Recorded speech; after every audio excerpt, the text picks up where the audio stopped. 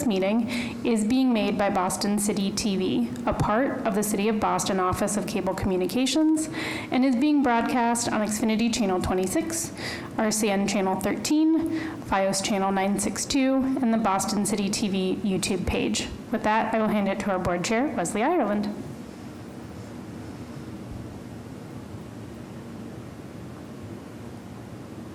Thank you very much, Andrea. Happy New Year to everybody. It's really great to see you all. I haven't seen you in 2 months. So I'm looking at the agenda for tonight, and we're going to call the meeting to order. I'm calling the meeting to order. So we'll begin with introductions, please. First, I'll start with myself, and then, so my name is Wesley Ireland. I'm the board chair. I am a deaf man, and I will be using American Sign Language this evening throughout the meeting. And I have 2 female interpreters who will be working from my sign language into English. I am a resident of the North End. So now I'm going to actually call each member of the board and have you be recognized on screen. You can introduce yourselves. All right, I see Olivia. Hi, my name's Olivia Richard. I am a resident of Brighton, and I am a board member. I use a wheelchair, a manual wheelchair, and yeah, that's it. Okay, thank you, Olivia. Now let me call on Jerry. Jerry? Hi, thank you, Wes, and Happy New Year, everyone. My name is Jerry Boyd, and I am a resident of West Roxbury and a proud advisory board member.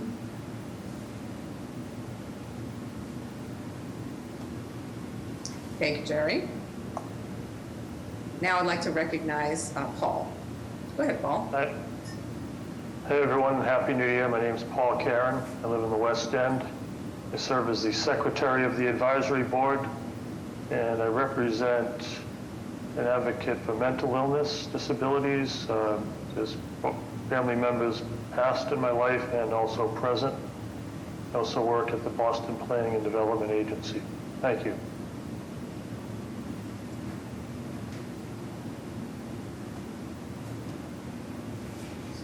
Okay, thank you. Charlie, you're next. Hello, everyone. My name is Charlie Kim. I'm a resident of the North End, and I'm on the board representing parents and caretakers of children with disabilities. Happy New Year.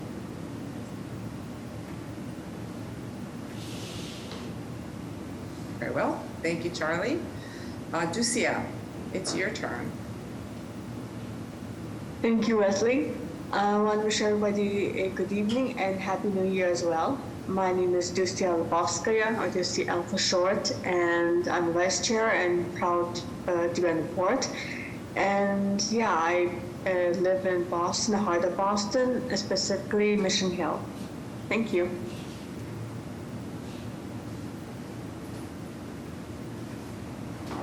Thank you, Ducia. Now, Paulette, please. You're next.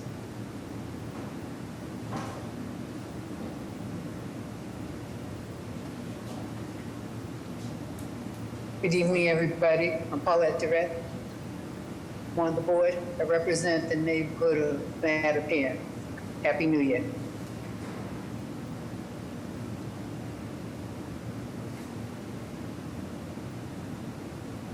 Okay, thank you, Paulette.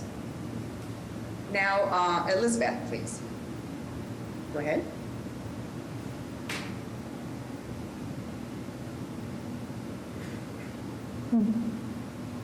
Can you hear me? Yes.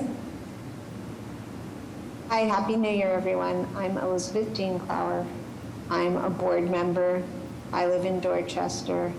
and I'm a power wheelchair user.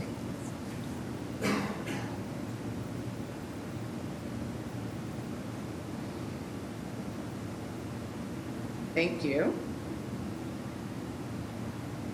Let me take a look and see who else is here. I'm not sure if I missed anybody. If I've missed somebody, please speak up. I think Juan Carlos Wesley, and that's it.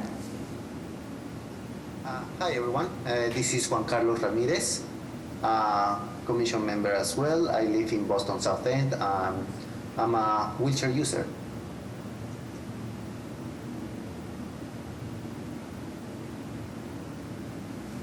Thank you, Juan Carlos. I think I have not missed anybody. Have I gotten everybody, Andrea? Have I missed anyone? I don't see anyone else, so if I'm missing someone, unmute yourself, but I think we're good on introductions. Oh, Alice is just joining. Okay, very well. Hi, Alice. This is Wes. Welcome. We're just wrapping up our introductions, so if you would like to go ahead and introduce yourself, please. Okay, thanks so much. Sorry I got here a little late. And I'm Alice Fisher. I live in Boston South End, and I've been on the Disability Commission for a few years now.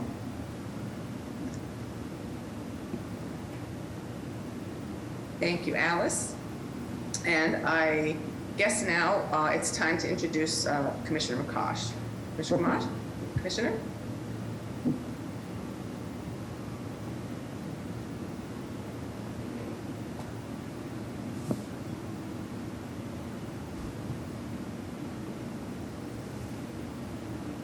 Everybody, I'm Krista McCosh. I am the Disability Commissioner and ADA Title II Coordinator for the City of Boston.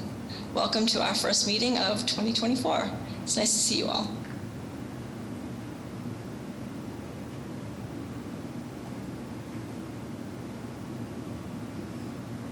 Thank you, Commissioner. So Andrea, could you confirm if we have a quorum tonight? Yes, we do. Great.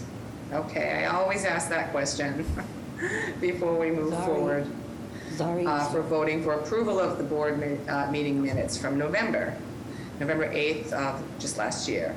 Does anybody have any comments about the minutes from the November meeting? And I also need someone to make a motion to that regard. This is Jerry. I'll make a motion to approve.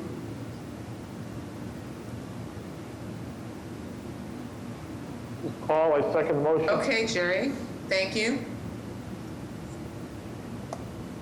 All right. Okay, for the record, it looks as though Jerry's made the motion to approve the minutes for the board meeting in November, and Carl has seconded it. So if all in favor, please raise your hand or say aye. Aye. Aye.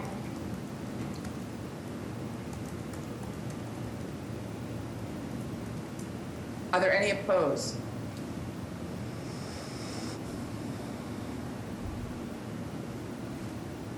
Hearing no one, okay. So now the board meeting minutes from November have been approved. So approved and passed as read and accepted. So now we're going to go ahead with our presenter this evening from the from the MBTA, who's going to give us an update on the elevators. And so I'd like to introduce Laura Rolsford. Laura, if you don't mind me jumping in, we have one other board member who joined, Zari.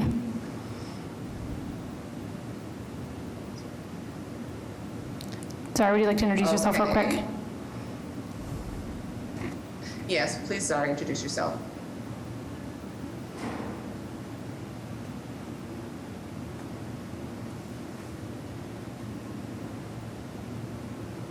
Hi, sorry about that. I'm Zari from South Boston.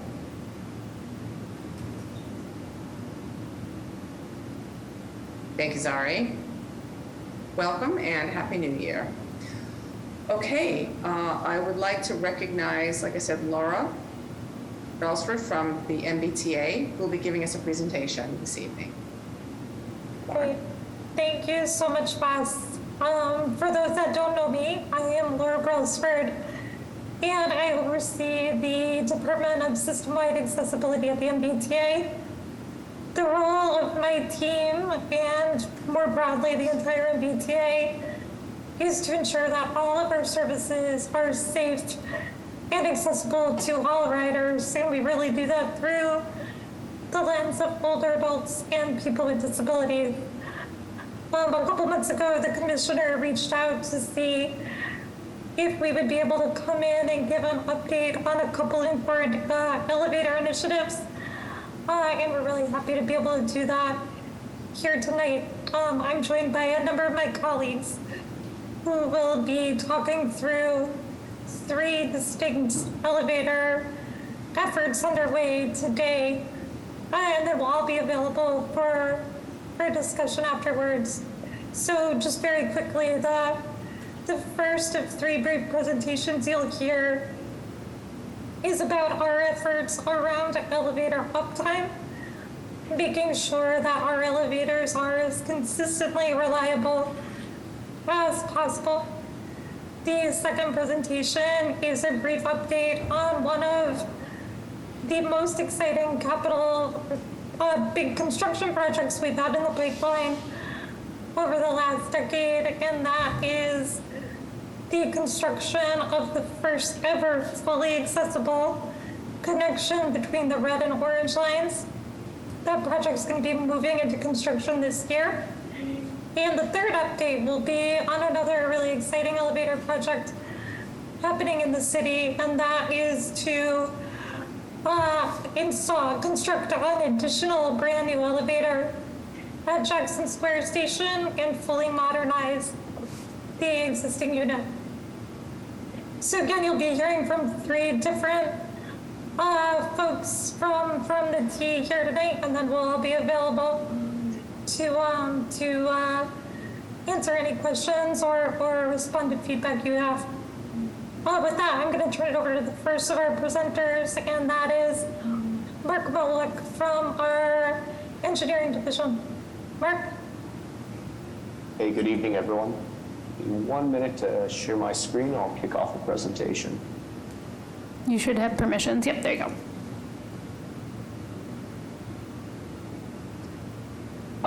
So I'm Mark Mullock. I'm the Director of Quality Management at the MBTA. The update I'm giving you today is on our elevator uptime studies. This study was completed in a working group with System-Wide Accessibility, Engineering and Maintenance, Asset Management, and Quality Management, which is my department. Just for today, a quick background. I'll go over a quick background on why we launched this study, the study itself, any resulting actions from our study, and then the impact of this work. So back in 2022, we saw a decrease in elevator uptime from 99.6, the average for the year of 2021, down to 98.1 in 2022, resulting in significant disruptions to your daily commutes. So we launched then a working group with focus on elevator uptime across system-wide accessibility, engineering and maintenance, asset management, trying to understand why this drop in uptime occurred.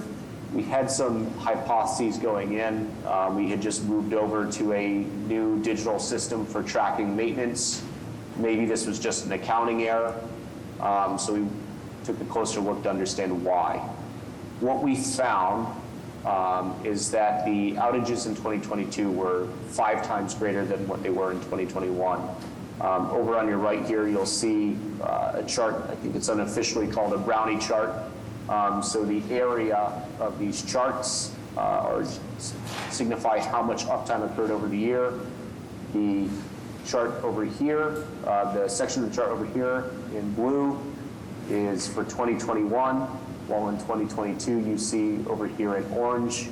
So this larger area indicates this 5 times as much downtime in 2022. But not only that, you'll notice the brownies themselves, the individual brownies, the individual square areas here are getting larger as well. So you can see even this one event here, this is just one outage, is almost the equivalent of all the small outages that we were seeing in 2021. So the key finding from this graph is that 98% of our total increase in elevator outages were attributed to long-term outages. So there's just a complete shift from what we were seeing in 2021.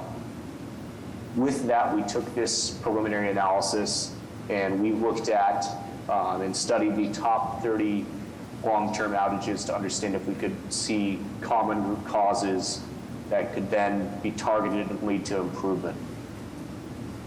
We found 7 root causes from this analysis. That would be broken parts. We had 1 employee injury during maintenance that caused a significant amount of downtime, so this is kind of a one-off event. Groundwater, fire department doors, environmental exposure, broken glass, and also specific capital elevators, standing up new maintenance contracts, bringing things into commission on the capital side. This could just be even recording. We noticed there's a bucket specifically to capital. So some of these you'll notice there are themes around broken parts, water damage. There was significant supply chain issues that we were facing in 2022, but also fire departments. If there were if there's an entrapment, they'd go use the jaws of life, I believe, to open the doors, damage the doors, and now you have months long of outage. So these were the top 7 causes of long-term outages that we were seeing this increase in downtime.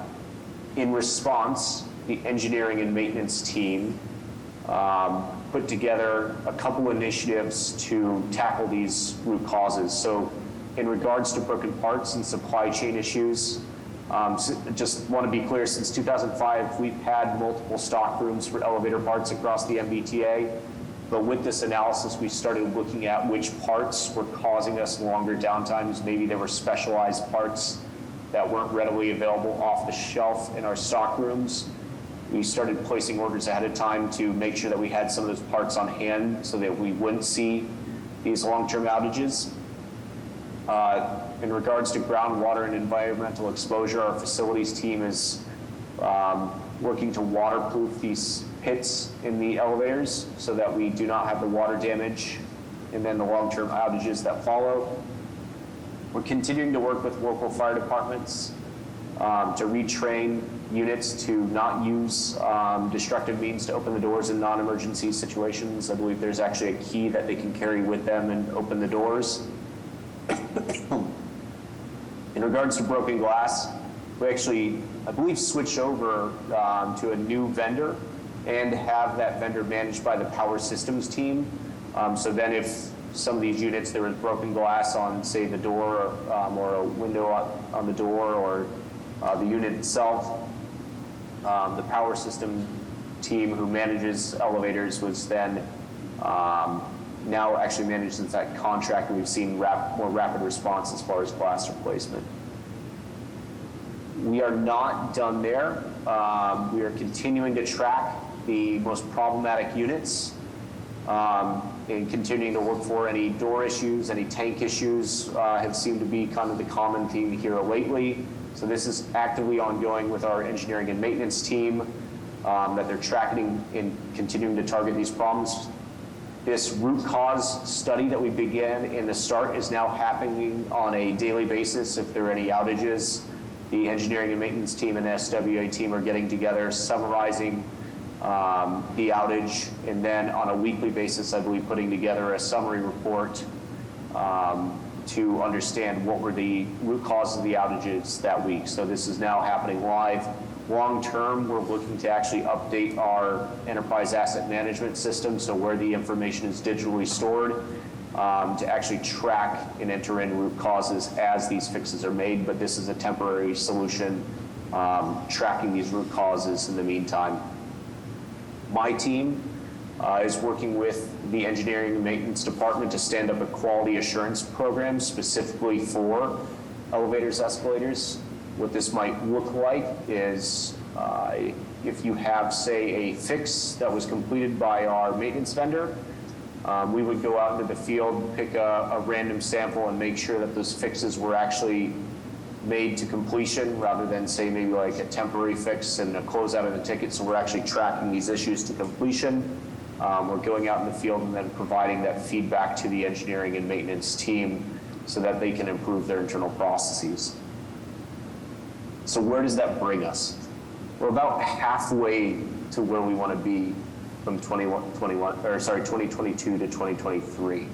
We're continuing to monitor this.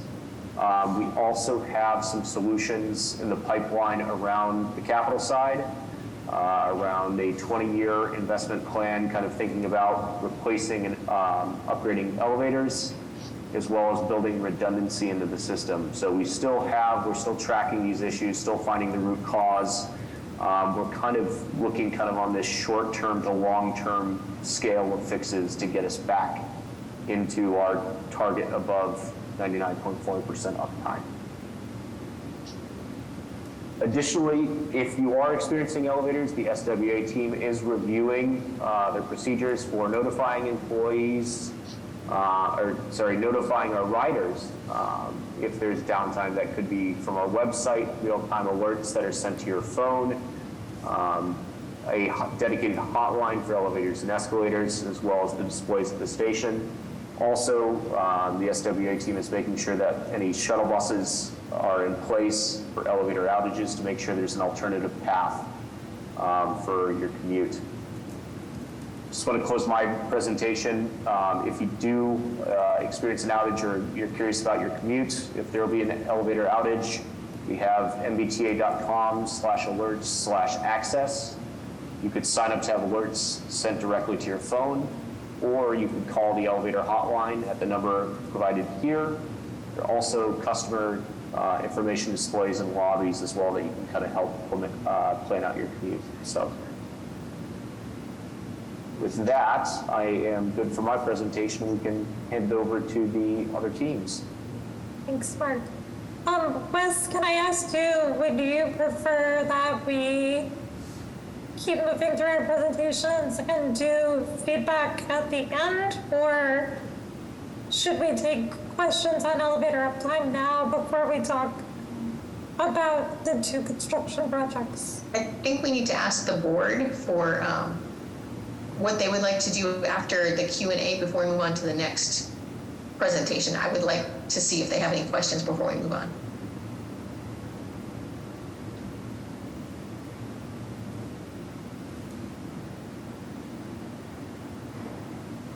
Actually, I do have a question myself. How does the real-time alert send an alert through the phone? How does that work?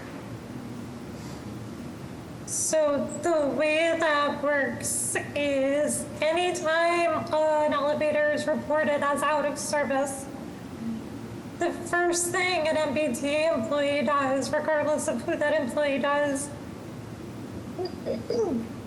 is notifies our maintenance control center, and they essentially open up a ticket for that elevator. As soon as that ticket is activated within our database, an alert is automatically posted.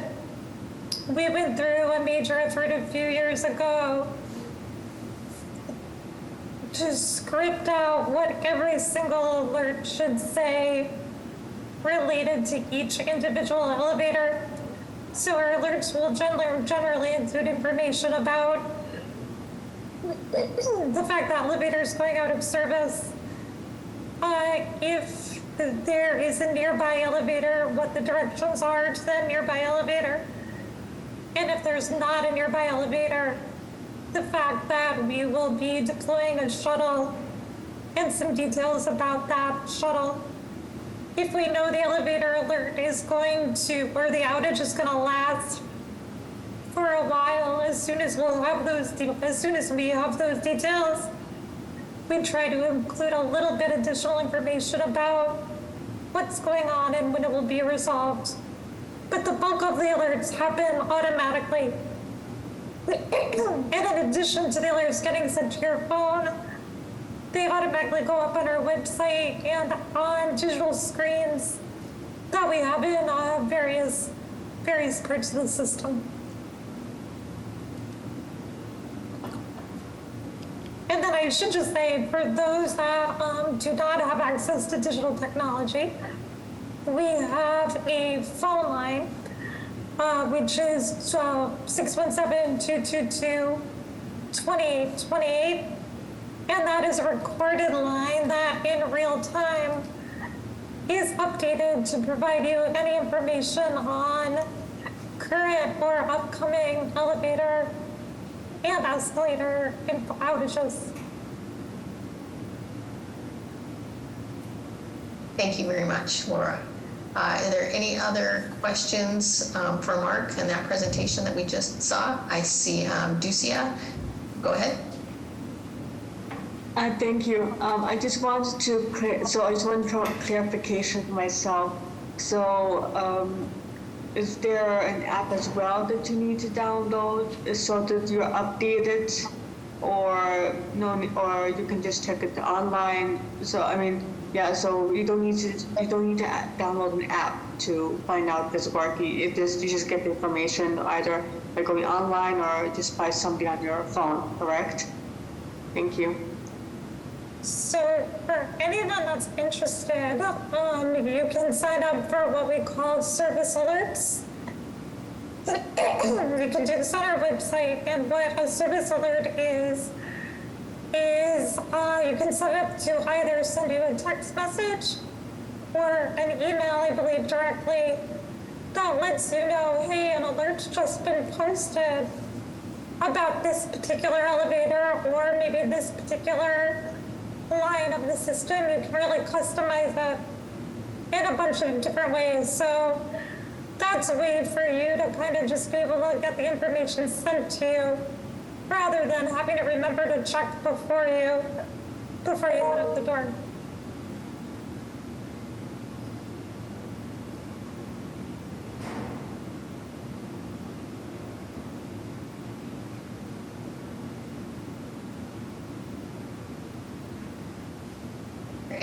Are there any other questions regarding Mark's presentation?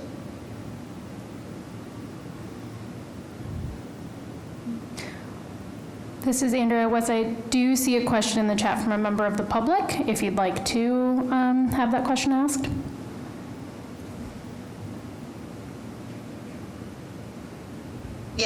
Yes, let's go ahead with that. Do you mind reading that question for us, please? Happy to do so. How do you get a shuttle if the elevator at your destination is out of service? Oh, that is a really good question. So, if let's say you are traveling from, let's say you're traveling from Park Street to Broadway Station, and you know that Broadway is that elevator is out of service, and you've learned that through word of mouth or one of the service alerts or our website. Rob, help me out here because you have all these routings memorized. What the information of the alert would tell you is what the station you would have to get off at in order to get routed back to Broadway. So our alerts are all set up that most likely it will be the station either immediately before or immediately after. And that shuttle will take you back or one step forward to your destination. Laura, I'll also just add that in those alerts and also in the announcements that are supposed to be made on the trains that hypothetically you'd be traveling on, it'll also advise riders to locate station personnel, or if they can't locate station personnel, to use a station call box to let them know that you need a shuttle bus. Because if we just take the example Laura gave, Broadway elevator being out, Andrew Station is the alternative station. So it's possible that the bus is being staged at Broadway and if you arrive at Andrew, the bus then has to leave Broadway, go get you at Andrew. So at all times, whether it's staged at the station or not, riders will be advised to find station personnel and let them know, and then arrangements will be made to make sure that they send a bus to you. Yeah, and our number one priority around outages is to make sure that you're aware of the outage before you show up at the station, right? Because we don't want to find ourselves getting off at the Broadway platform. The train takes off, and then we're there, and we can't get out of the station and have to wait to the next train. So we really, really want to be doing as much as we can to push out information about outages so people can plan accordingly. That's really our first priority, is to get everybody the information they need so they're not caught by surprise.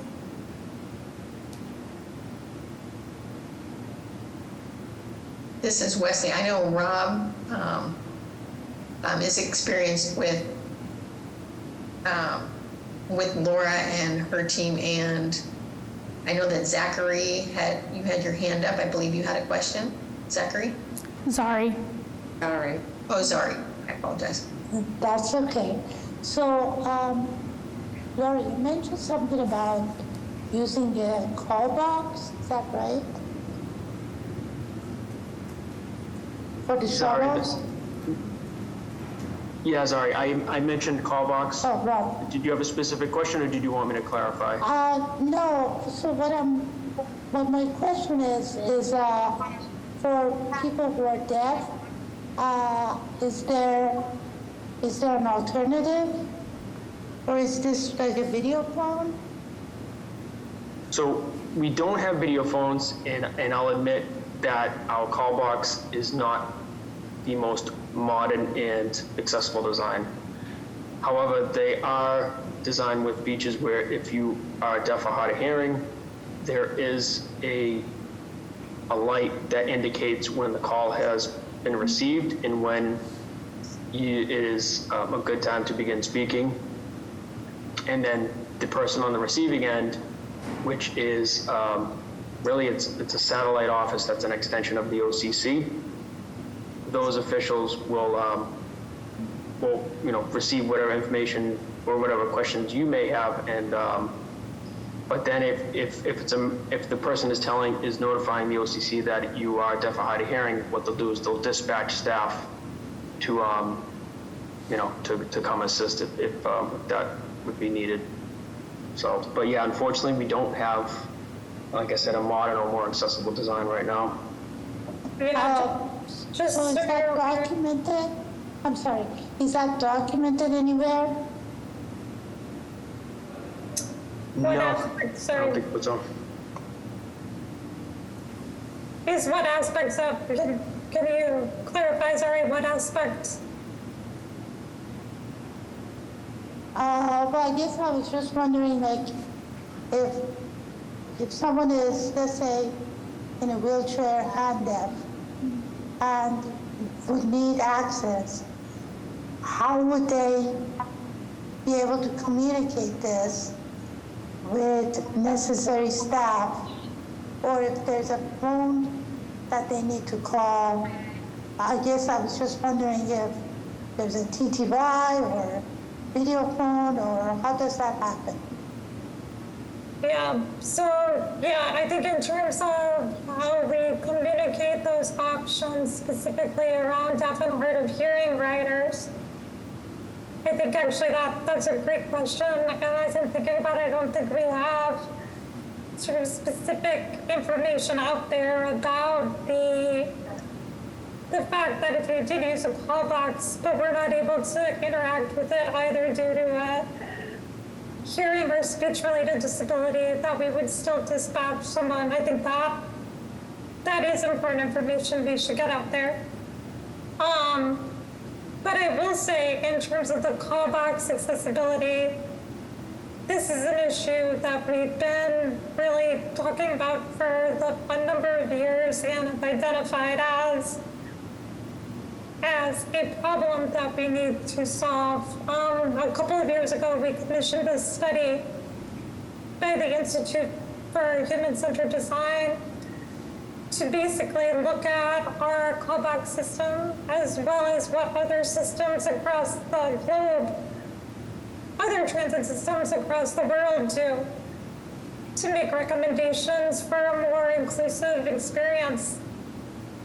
And believe it or not, in terms of hardware and technology, there wasn't a great alternative that really factored in the needs of riders who are deaf or hard of hearing.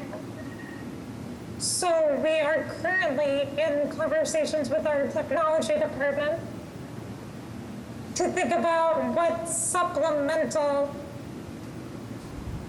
avenues could we build out at the agency to allow people to request assistance without using the callbacks. That may be an app. We know that doesn't work for everyone either, though. That may be a phone number that ties into our control center.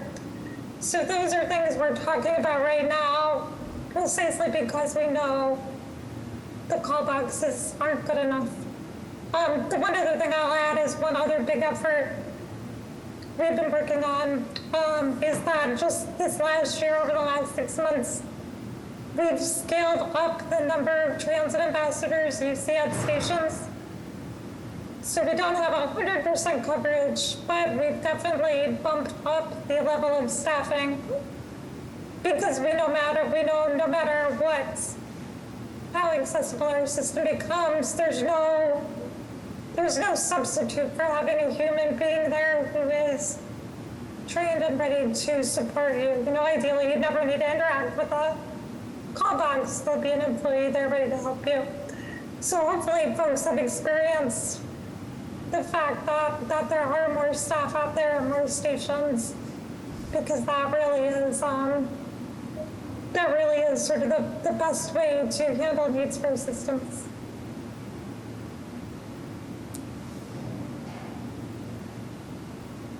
Okay, this is Wes. Thank you very much, Laura, and we're going to go ahead with the next presentation from MBTA. All right. All right. Great. So now I just want to introduce John Schwartz, who oversees a bunch of our major elevator design and construction activities, and he's going to give everyone an update on our Township Crossing project. All right. Thank you, Laura. Let's share my screen here. Can everyone see that?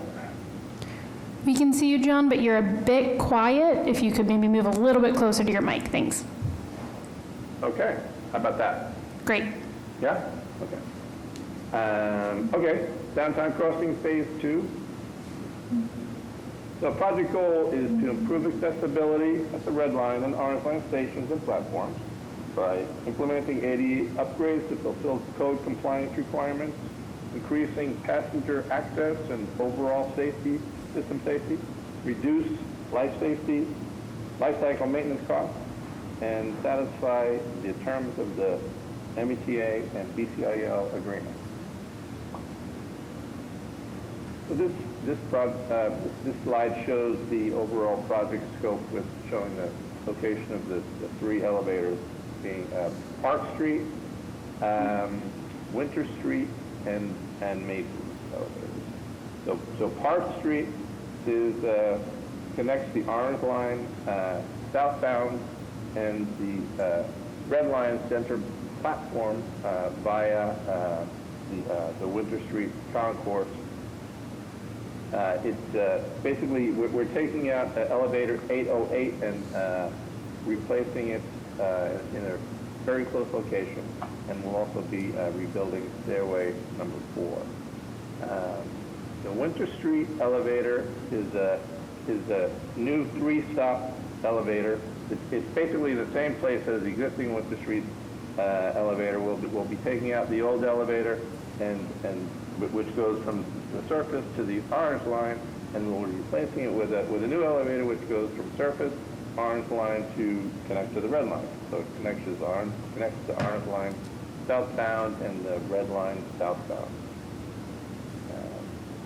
And then the third elevator is the Macy's elevator, which is a new two-stop elevator and rebuilt stairway, which connects the Orange Line northbound platform with the Red Line southbound.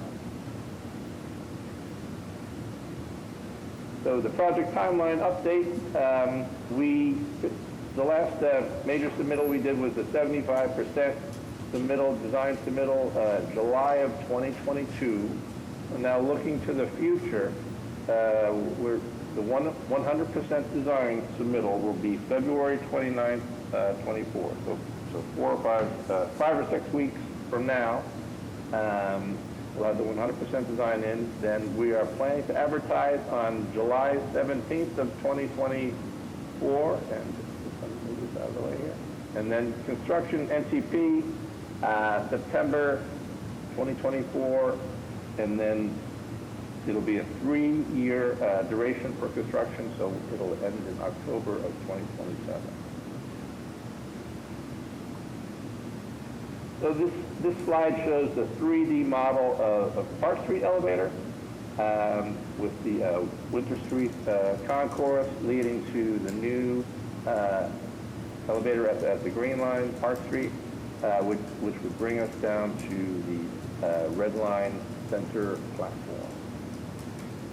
This is a Park Street elevator perspective view. We'll also be doing, there it is. Hold on.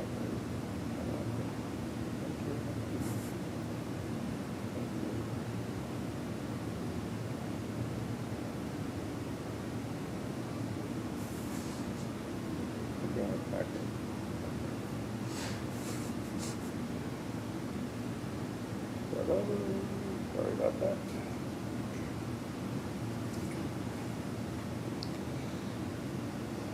Okay, here's where we left off. So this is a perspective view of the Winter Street concourse. We'll also be doing floor, wall, windows, stairs, and railing improvements. Here's a perspective of also Park Street elevator.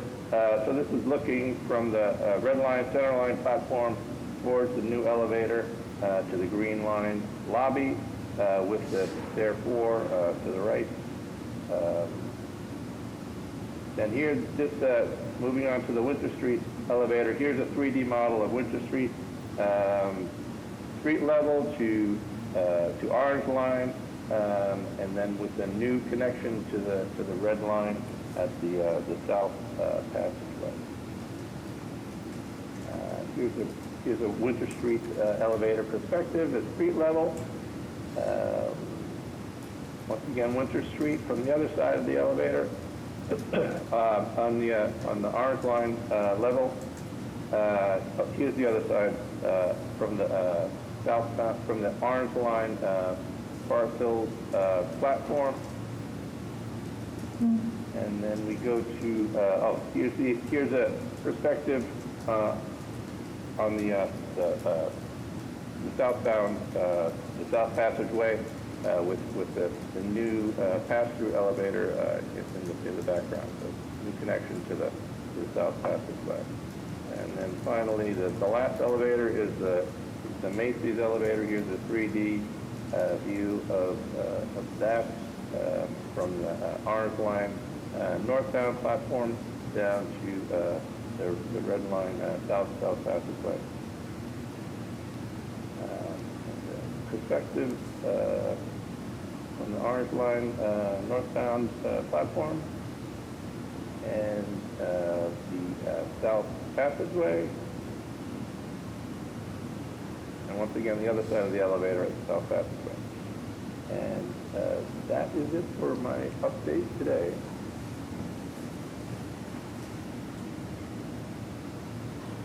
Thanks, Sean.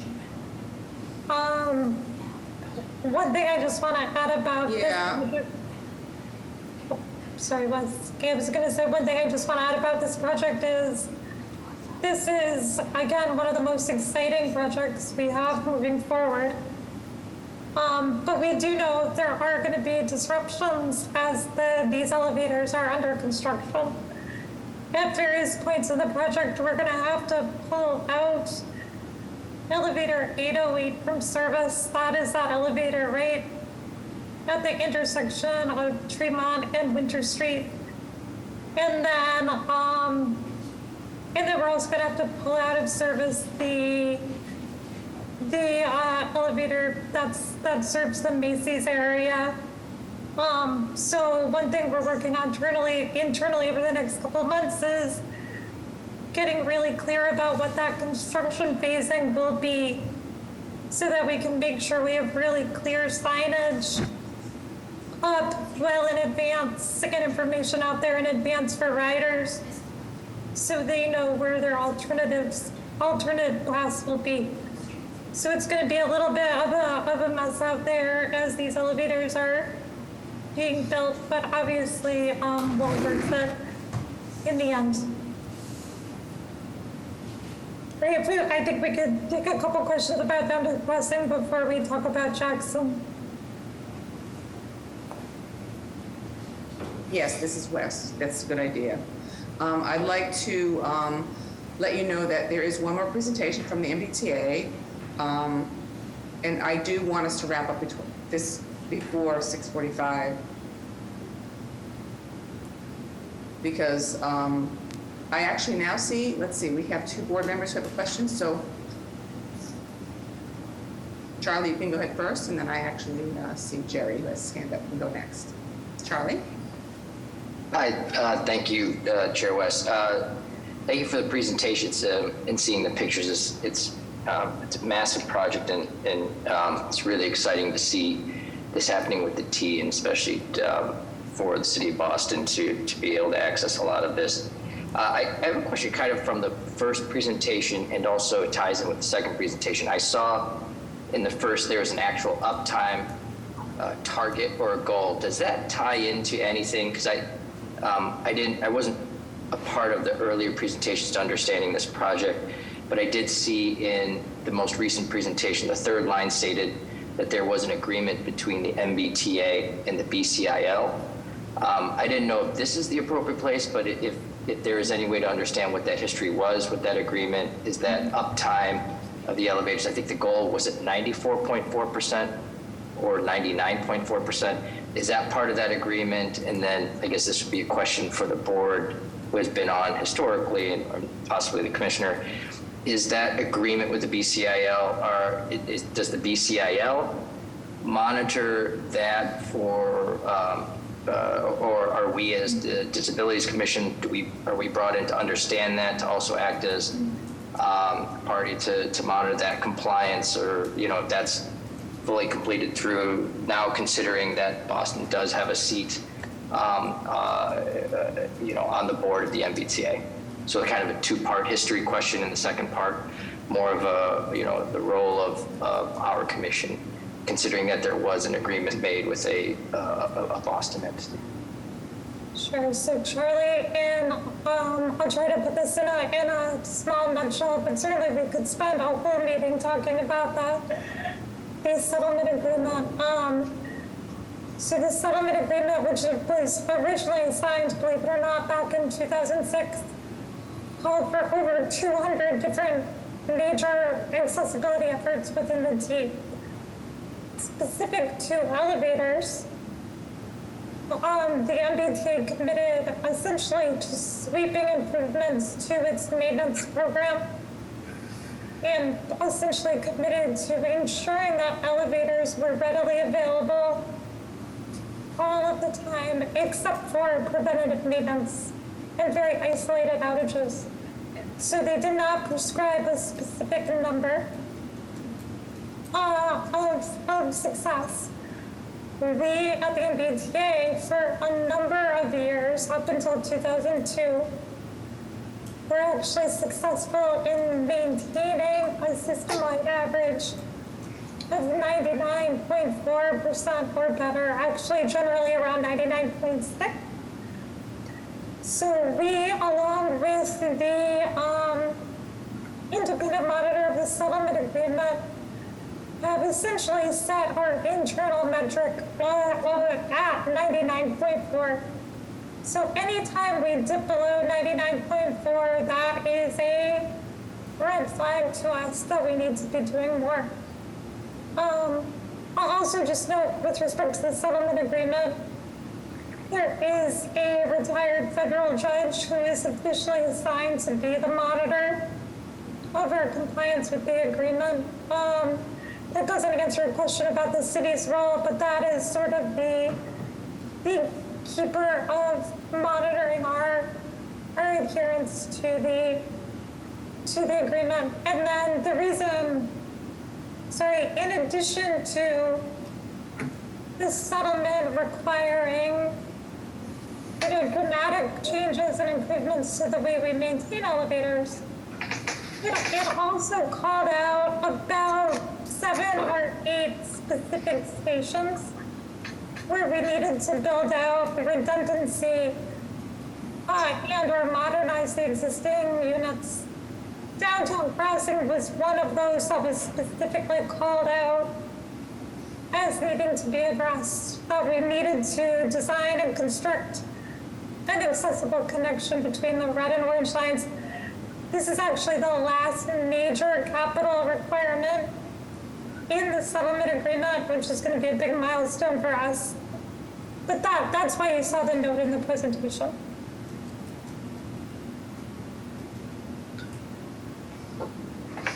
Okay, Jerry, you have a question? Go ahead. Yeah, just a real quick one, and just an orientation question.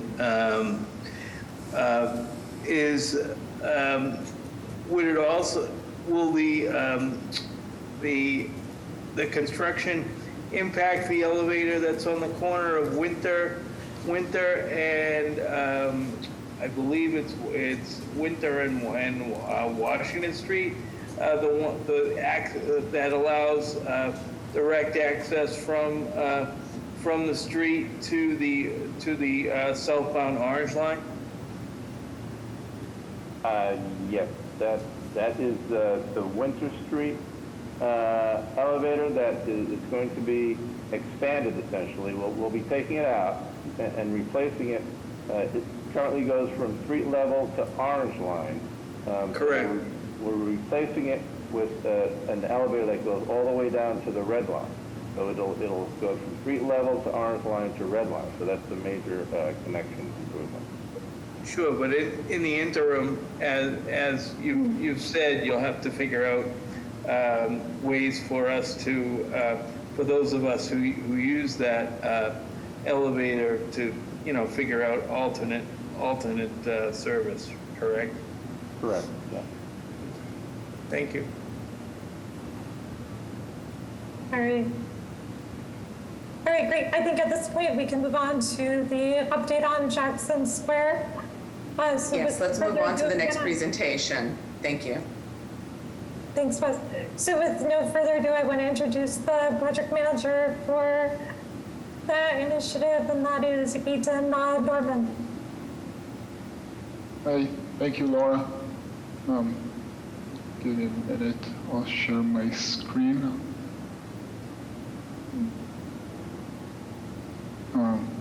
Okay, can you see my screen? Yes. Okay. So hi, nice to see you all. Let me see. Okay.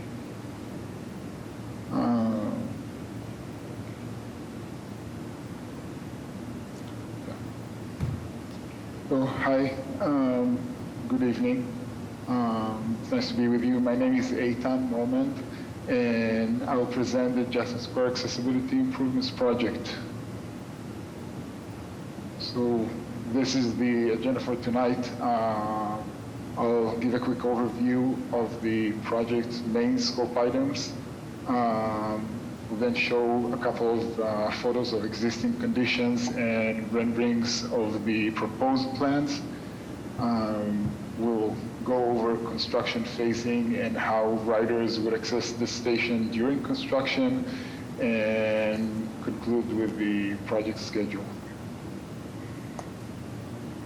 So this is a plan view of the station. The top of the page is showing the lobby level. The platform level is at the bottom. Inside the station, the main south stair will be demolished and then reconstructed. This will allow us to add a new stretcher size elevator right next to it. And once the new elevator will be in service, the existing one will be decommissioned. It will then be modernized, basically replacing it with a new elevator, but in the existing shaft. On the platform level, we will add two new areas of rescue assistance. One is here under the new stairs and in front of the new elevator, and the second one will be located at the north end of the platform. This photo is, the photo in this slide was taken in the lobby, looking south towards the stair, going down to the platform. The existing elevator is to the right of the image. Fare gates are here to the left. And this is a rendering based on the previous photo showing the new elevator at the back of the image and the top of the new stairs next to it on the left. Next, this photo was taken at the platform level looking north at the main south stair. Outbound track is to the left, inbound to the right. And this is the rendering, which again, based on the previous photo showing the new stair here at the center. This is the new elevator at the background, and nestled here under the new stair will be one of the new areas of rescue assistance. Going back to plan view, this plan shows the different phases of construction. So the green area is showing the work that we'll do in phase one, that will replace, demolish and reconstruct the south main stair and add the new elevator. Phase two, colored in red, will replace and modernize the existing elevator as well as make other accessibility improvements throughout the station. And phase three, colored in purple, we will renovate the north egress stair and build a new egress-only head house at the top of the stair.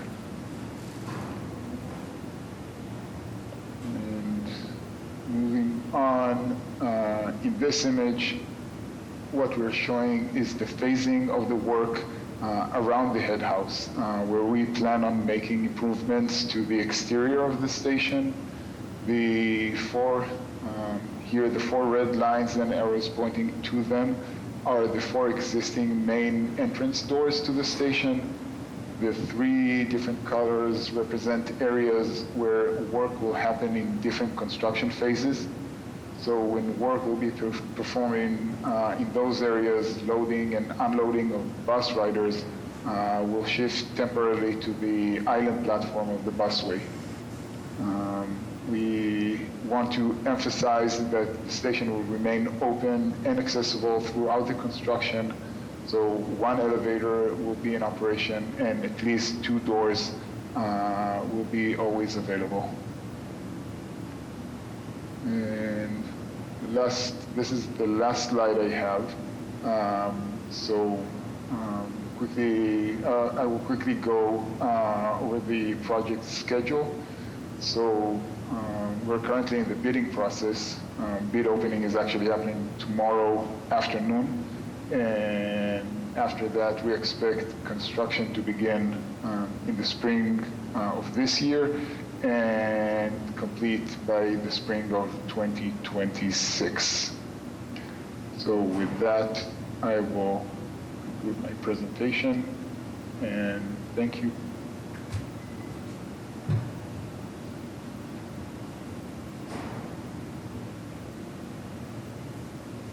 leave it on. Okay, this is Wes. Is there any questions for Ethan?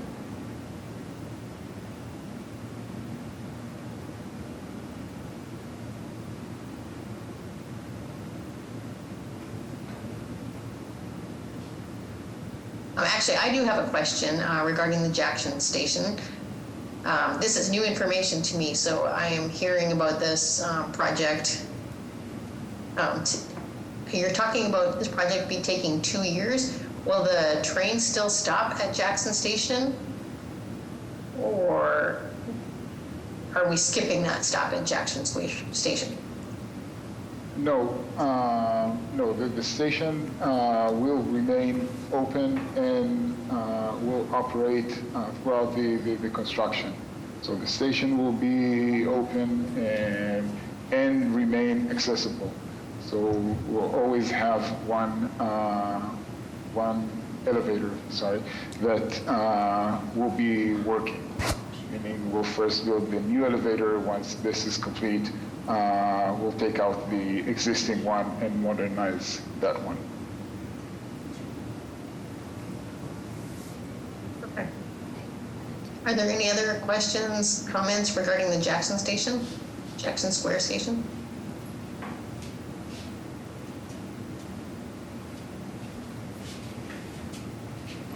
Okay, thank you so very much for this presentation. Thank you. Thank you all. Have a good night. And I would like to thank the MBTA team for coming to our meeting tonight, for giving these presentations. Thank you all. You are very welcome, and thank you all again for the invitation tonight. Okay, very well. So again, next on our agenda is the chair's report. And let me pull that up.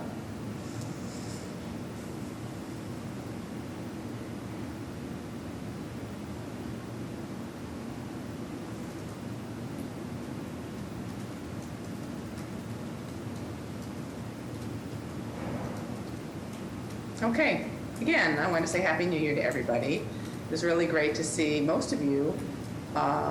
It's good to see most of you again after 2 months of a break. I also saw some of you last week at the State of the City event at the MGM Music Hall. And I just basically have 3 brief announcements that I wanted to share, or pieces of information. I just wanted to follow up on the email that I sent last week about the state Senate bill. The bill on the act that expands wheelchair warranty protections for consumers with disabilities. I just want to let you know that it was successfully passed, and now it is currently in the hands of the Healthcare Financing Joint Committee.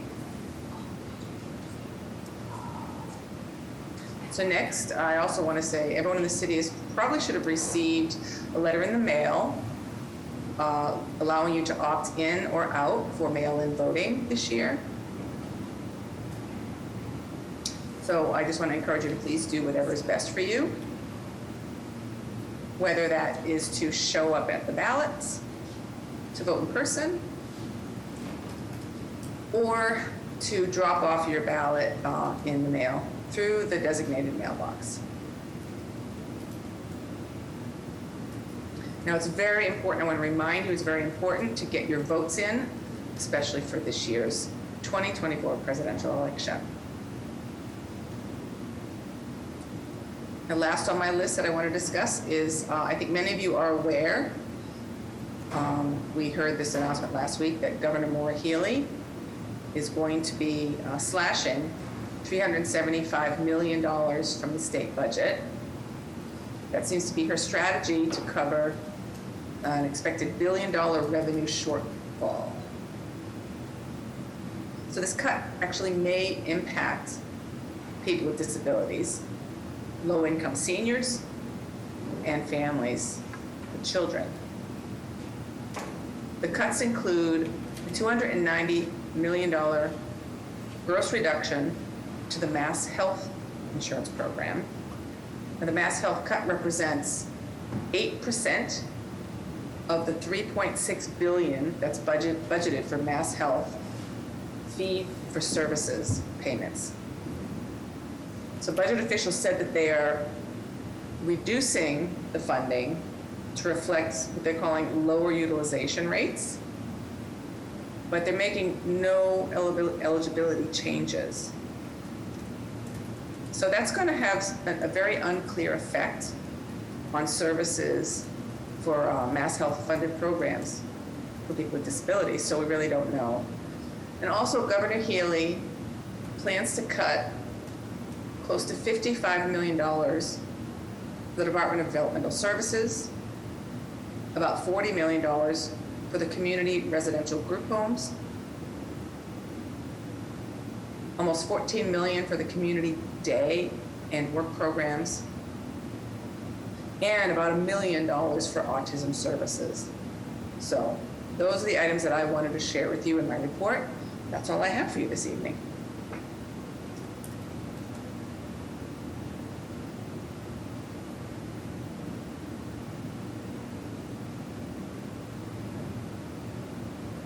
And then, are there any questions on my report?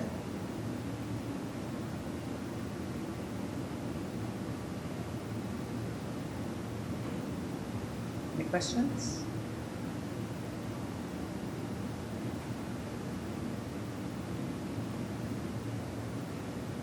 Okay. So yeah, I guess that's good. No questions. So then I'm going to turn it over to the commissioner for her report. And Zari's question, I will include that information in the minutes.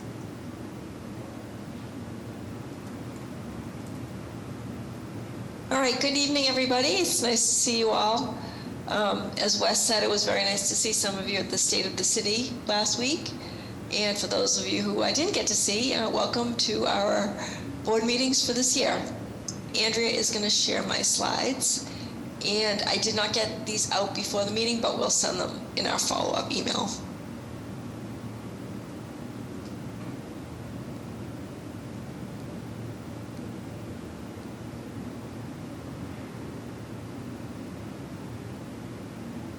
All right, so first thing I want to update everybody on is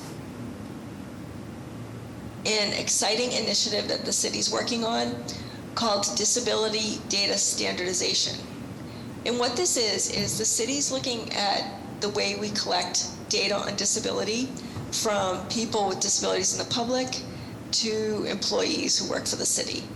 So we want to be really intentional about what information we collect and how we collect it to be sure that people with disabilities are reporting in a way that's comfortable for them and that reflects the reality of residents and employees of the city.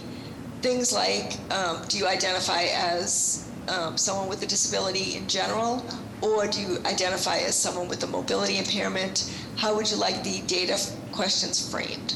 So it's a little bit of a nuanced topic, but we feel like we really want to implement it so that we have a standard process across all departments. For example, when we collect data, we usually ask the 6 questions that are in the American Community Survey, but other departments probably don't do that. So we want to be able to develop a model for the city when they do ask disability information that they were all using the same language. And to that end, we're going to be holding a series of focus groups in late February to discuss self-identification and language. So we'll be inviting you to those focus groups if you're interested. Then I just want to list some annual events. We have dates for some of them. Our Disability Community Forum will be Wednesday, May 1st at Suffolk University Law School on Tremont Street, the same place it was held last year.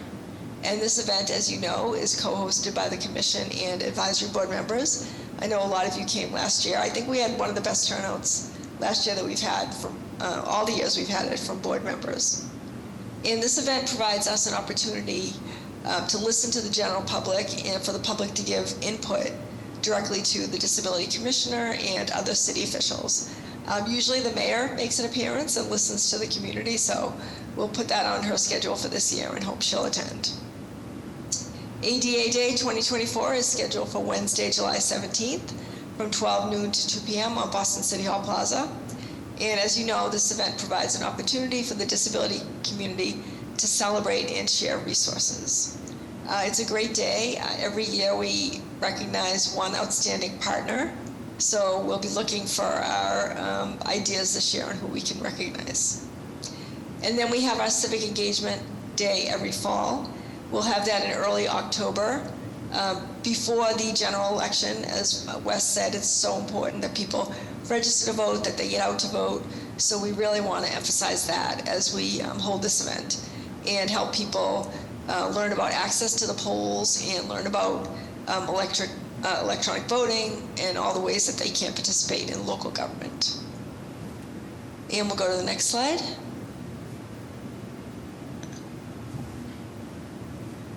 So some advisory board updates to share as well. We mentioned at November's meeting that the city, the Public Works Department, is working on a curb ramp implementation plan. And this is related to the consent decree that the city signed, where we agreed to install and upgrade curb ramps throughout Boston. We've committed to 1,600 ramps every year. So in order to do this, we are required to create an implementation plan and solicit feedback from residents with mobility disabilities. And we're defining that as people who have ambulatory disabilities and people who are blind or low vision. And that's because we're looking at really like curb ramp design and location and implementation.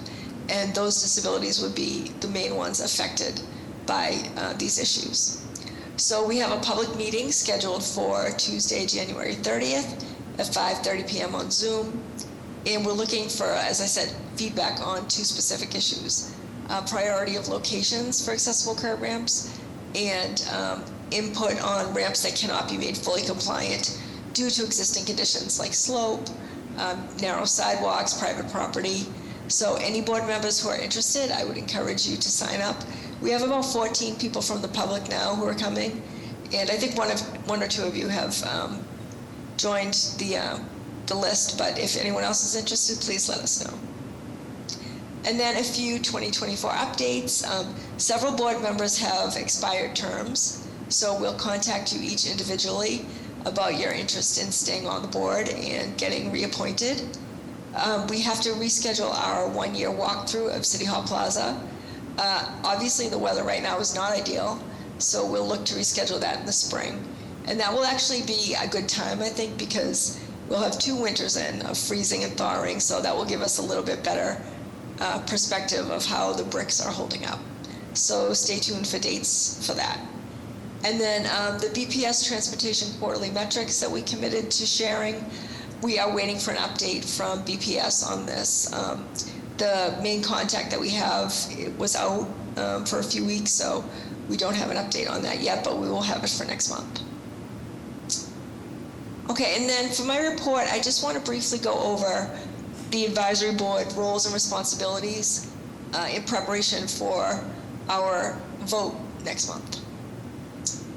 So just to go over these basic outlay of rules and responsibilities is to remind members what their role and responsibilities are, and also to think carefully about taking on an officer role.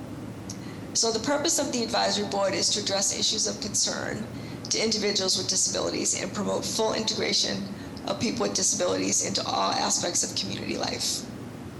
The advisory board was established through a City of Boston ordinance and is codified in the state law MGL Section 8J. It was codified in 2013.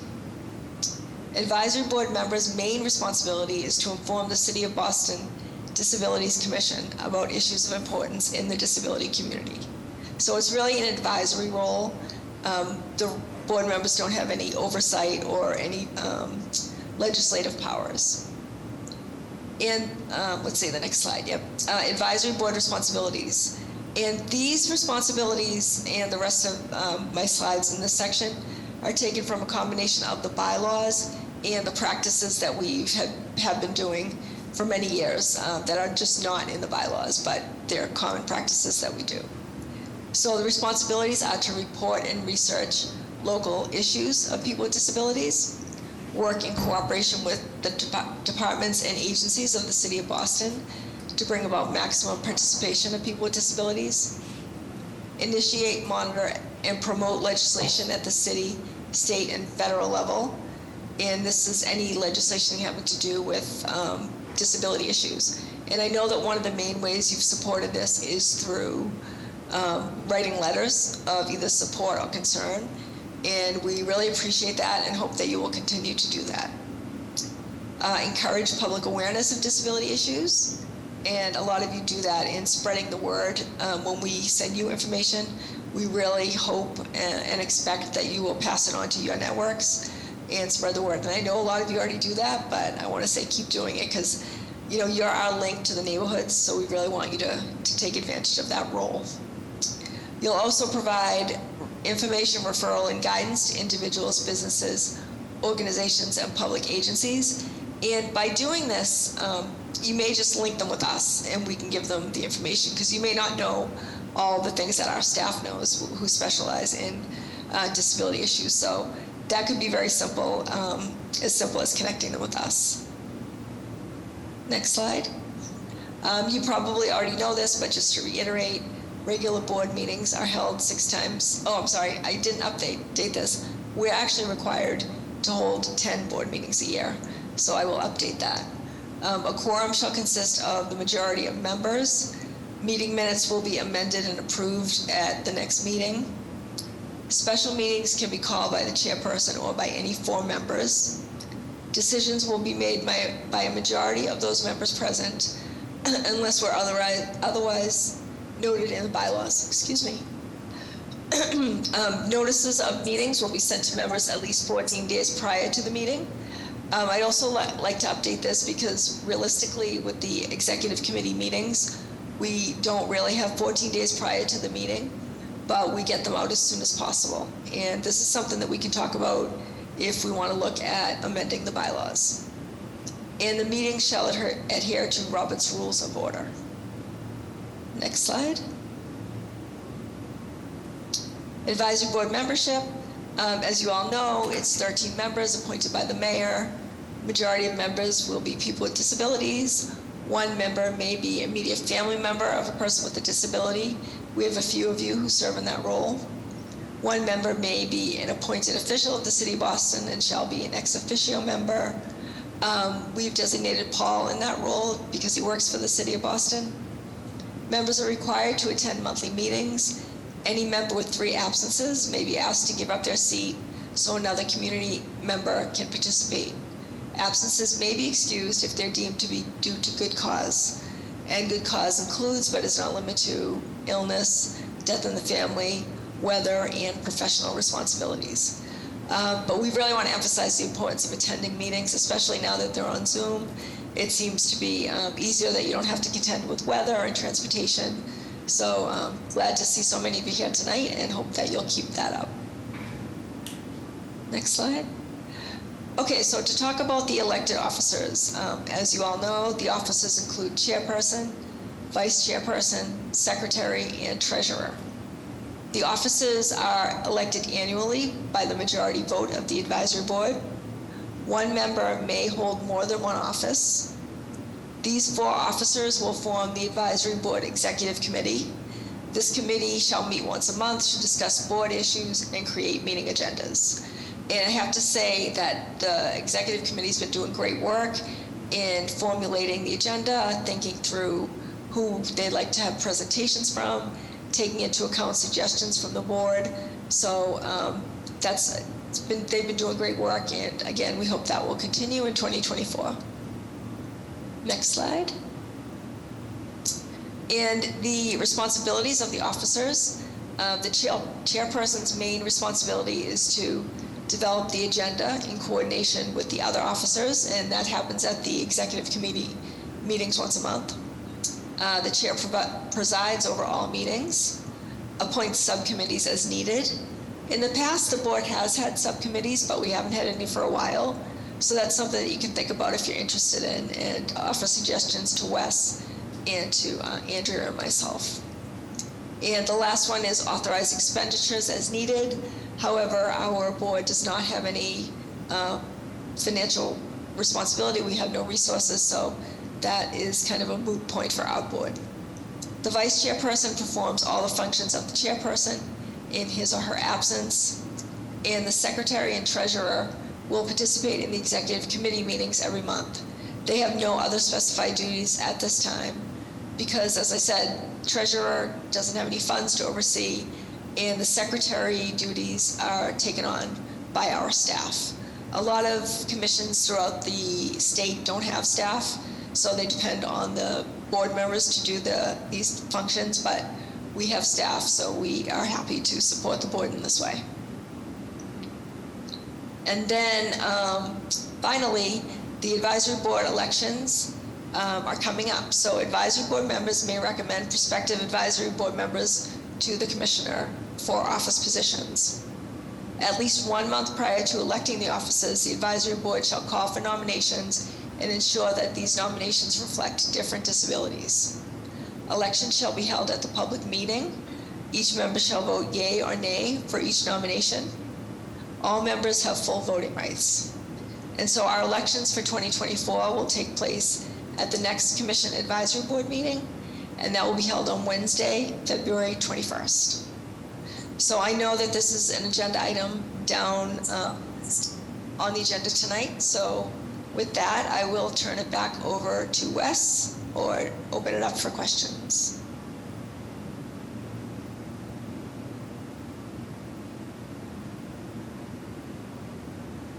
Okay, this is Wes. Let's go ahead and open for questions if anyone has any questions. And again, thank you, Commissioner. I see Olivia. I want to recognize Olivia and Jerry. I see both of their hands. Olivia, why don't you go ahead with your question first, and then we'll hear from Jerry.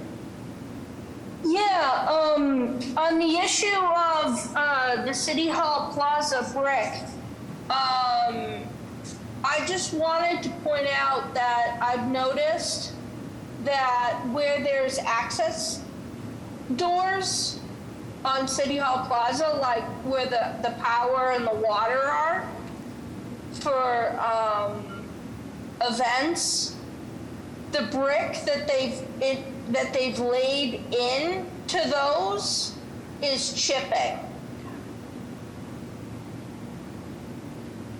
Okay, I haven't noticed that, and we haven't heard that report, so that's really good information. We can provide that feedback to property management.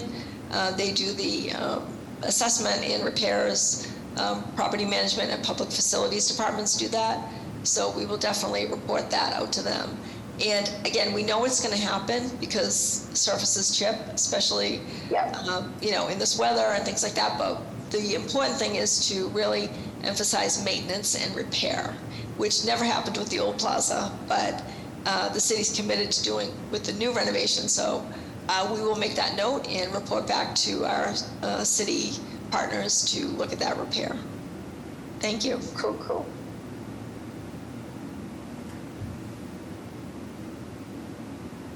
Great. So Jerry, you have the floor. Two things. Thank you, Wes, and thank you, Commissioner, for your report. I was checking my calendar, and it looks like, unless I have it incorrect, that we have an advisory board meeting on May 1st as well.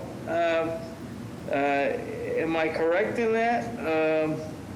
As well as the community forum, or and would the advisory board meeting still be held if we have both? I don't have the list of dates in front of me. Andrea, could you confirm that?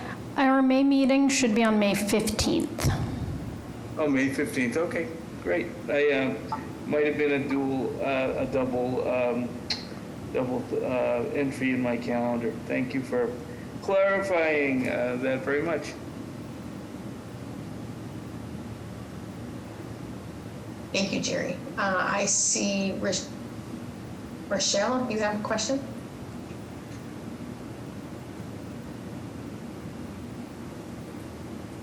Sorry, Wes, were you asking me?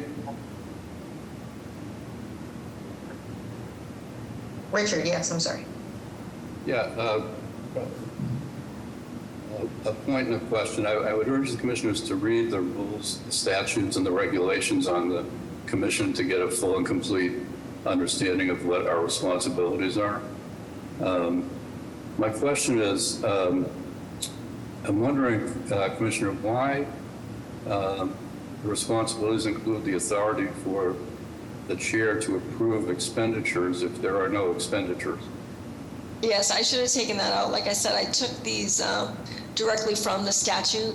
So that is a part of the statute because some cities and towns are able to get the funding from accessible parking tickets that their cities and towns issue. They are able to get the revenue from those funds, and they're able to oversee what they're used for as far as the city's concerned. So some towns have used it like to improve a park or a playground. But when we were first formed when the board was first formed as an entity in 2013, we really analyzed it, and the city spends so much money right now on accessibility improvements. Literally everything the city does is an accessibility project, like parks and playgrounds. They're all like completely accessible with universal design and intentionality around children with disabilities and play space and play structures. Things like schools, every brand new school, every school update is all done with like not only ADA compliance, but inclusion in mind. And, city streets are designed as complete streets, public rights of way, outdoor dining has regulations that include accessibility. So if we were to take the revenue of the parking tickets, it would be a very small piece of the city's general budget, and it wouldn't have really an impact. It wouldn't have nearly as much of an impact as these big projects do. And again, it's sort of for commissions that don't have a staff. They give the city input in ways to spend their money, whereas you're lucky enough to have us as a staff, and I mean that like we serve the disability community. So we're lucky enough to be able to give this input directly to city agencies to say, hey, look, we got a report that City Hall Plaza brick is chipping, you need to go fix it. So the way we do systemic access isn't through designating the funding, but pushing for all the city's funds to go for accessibility projects.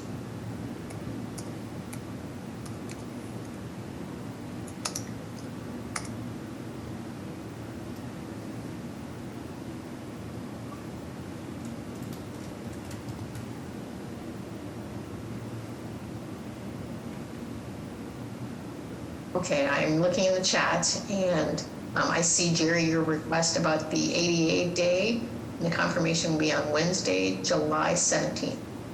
Okay. Any other questions for the commissioner?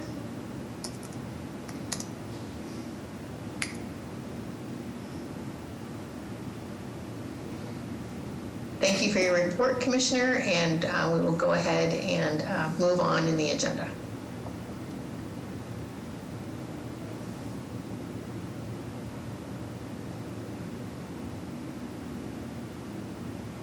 Okay, next on the agenda, are there any new announcements? Does anyone on the board have a new announcement that they'd like to share?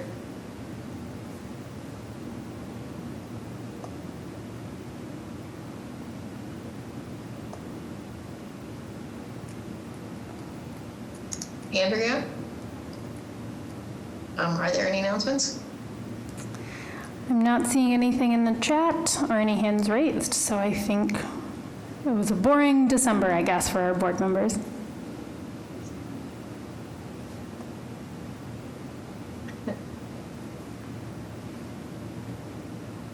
Okay, moving on to old business. I know that Carl is not here tonight. I was hoping to hear about the state legislature and anything that we had in the old business, but he's not here tonight. So I'm wondering, is there any other old business that we need to discuss?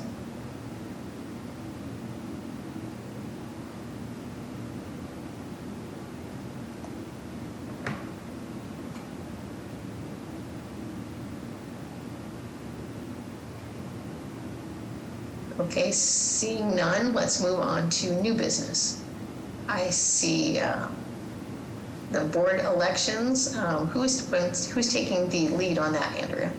So Commissioner McCosh, folks who are interested in the executive committee have expressed their interest to Commissioner, so she will announce who those names are.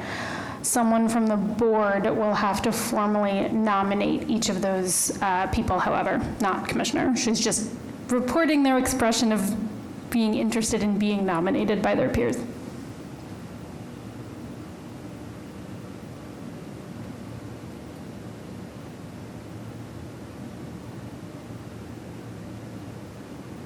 Okay, so is that information that we can share? Those who are interested, or do we wait until next month? Nope, I will, yep, I'll share them right now, and then board members can think about it over the next month. And you are still able, and if you'd like to put your names forth, if they're not announced tonight, everybody on the board is eligible to be nominated. So I will let you know that 4 people have expressed interest to us, and that is Wes is still interested in being chairperson. Carl is still interested in being on the executive committee. Paul has expressed interest in being vice chair, potentially. And Juan Carlos has expressed interest in being treasurer.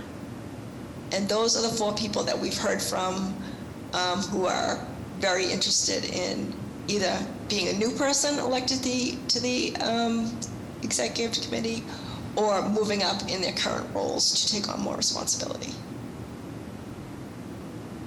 So with that, I will say if anyone's interested in calling for these nominations, you can do that tonight, and then we will hold the vote next month.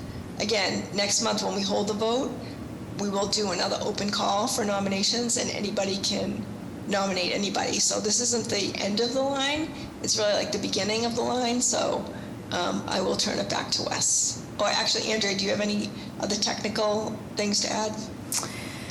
I will just encourage folks to maybe watch the video from last February to review the process. It is a little bit technical.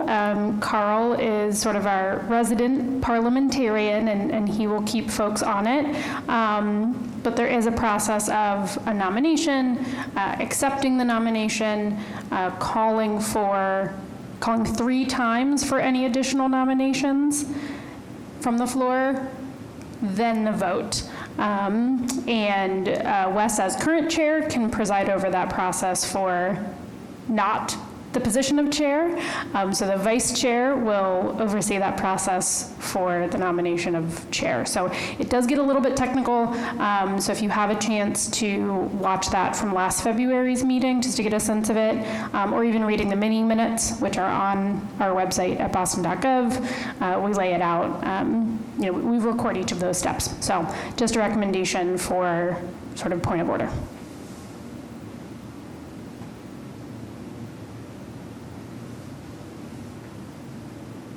Okay, thank you very much, Andrea.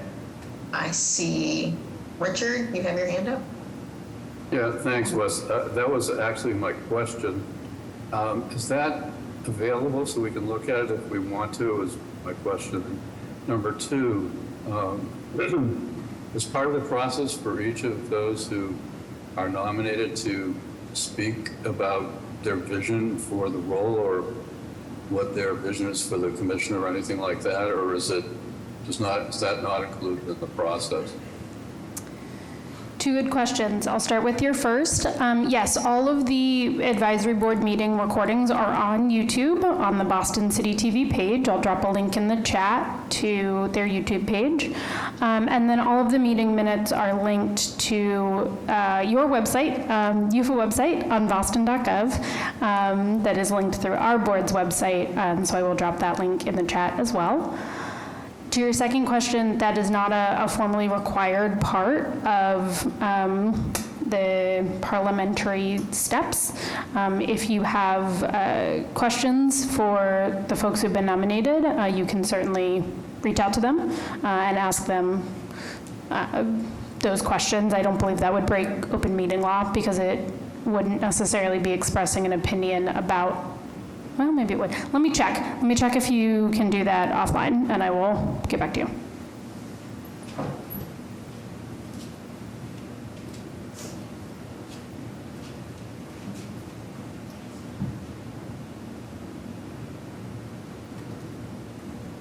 So I believe the way I left it was I announced the 4 names. Again, it was Wes, Carl, Paul, and Juan Carlos. If anyone wants to make a motion to nominate any of these members, please feel free to.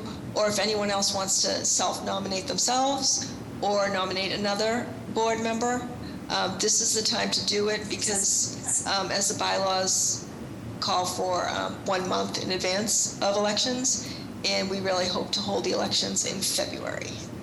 So with that, I'll turn it back to Wes.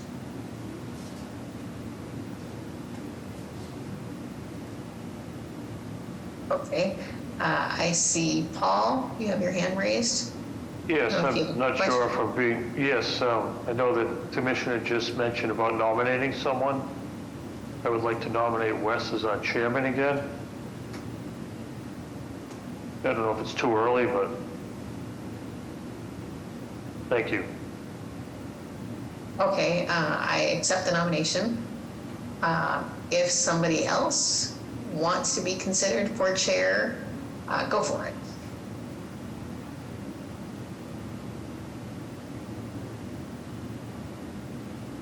Are there any other nominations?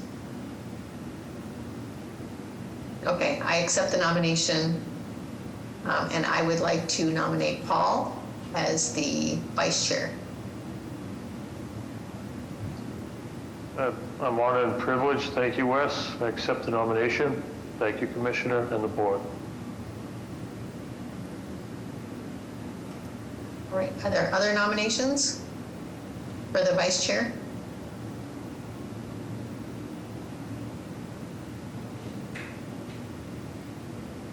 Any other nominations for secretary?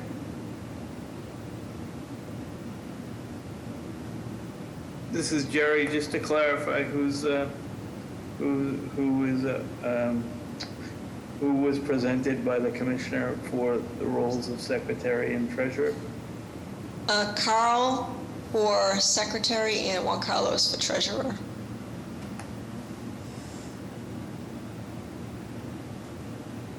I'll nominate Carol for secretary. This is Jerry again. Okay, and Carl's not here this evening. I'm sure he would accept, he'll see that next month. Are there other nominations for secretary?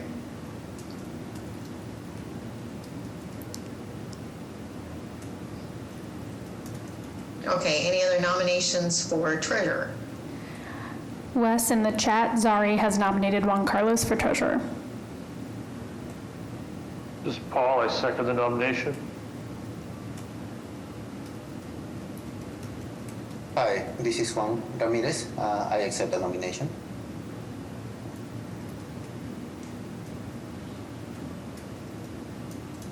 Okay, sorry, I was distracted looking at the chat at the same time. Okay, so go ahead. So Juan Carlos has accepted the nomination for treasurer.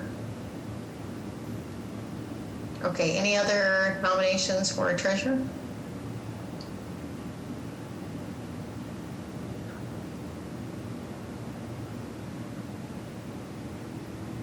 Okay, we will close this evening and we will vote next month.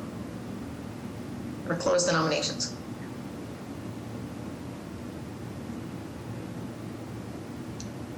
Is there any other new business? Charlie, you had your hand up. Is this for new business? No, it's just kind of a clarification. With the nominations and the acceptance, do we have to second those in order for them to be part of the new business to vote on next week, Commissioner or Andrea?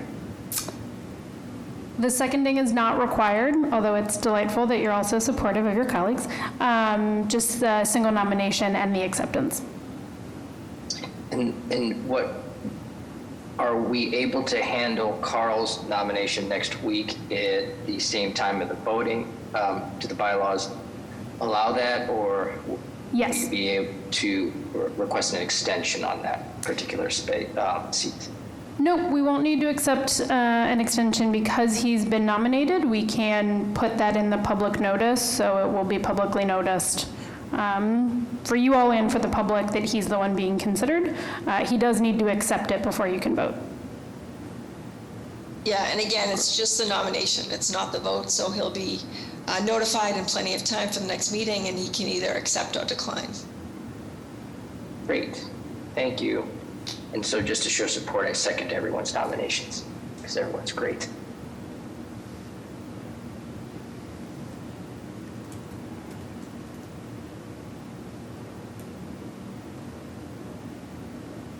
Okay, so I believe Andrea will send me the instructions on how to handle the election next month, and then we will share that information and that process with the board, and what that process will look like on the voting for next month.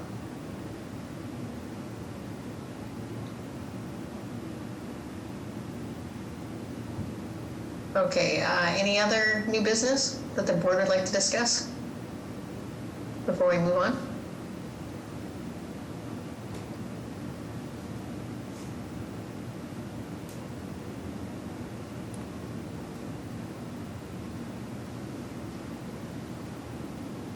Okay, so now it is time for public input. And I noticed in the chat that we have somebody for Chris, and wanted to make a brief announcement in regards to PCA and the wheelchair revision. So Chris, you have the floor. Great, And I also want to remind the public, I apologize, I wanted to remind the public, we have 2 minutes for comment. Thank you. Thanks for all the work you folks do. I have the privilege of being on the PCA Workforce Council with Commissioner Makash. Just the wider community should, those of us who use PCAs, should know that you should, if you're looking for a PCA, you should try the PCA directory again. There was a sort of catastrophic coding error in it, which made it seem like there were, well, it eliminated, when you were searching, people were hidden who were still looking for the work. So but for me, just my example, I live in Jamaica Plain, 2 people who could work within, who were looking for work within 2 miles of me, and now there are 90. So yeah, so if you're looking, I encourage you to try that out. And then the second thing is on the wheelchair legislation. It was a big win to get the legislation through the Senate, but maybe equally as big has been the reporting on this. So last Thursday, the reporting really got to the fact that the 2 companies that are in charge, that we can use, are owned by private equity, and they have radically cut back on their service staff because they can get away with it.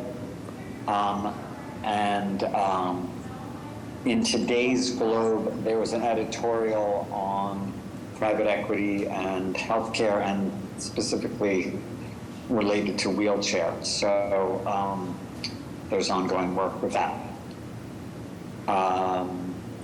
So yeah, I just saw something in the chat. I'm on my phone, so maybe if someone else can look up the PCA directory, that is something that we're in charge of with our PCA Workforce Council.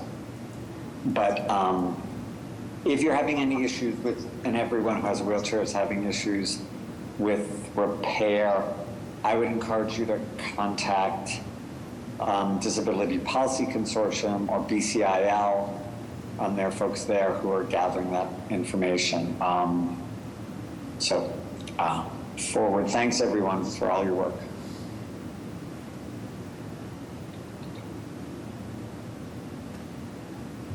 All right, thank you very much. Any other public input? Let me see if there's any other general public input.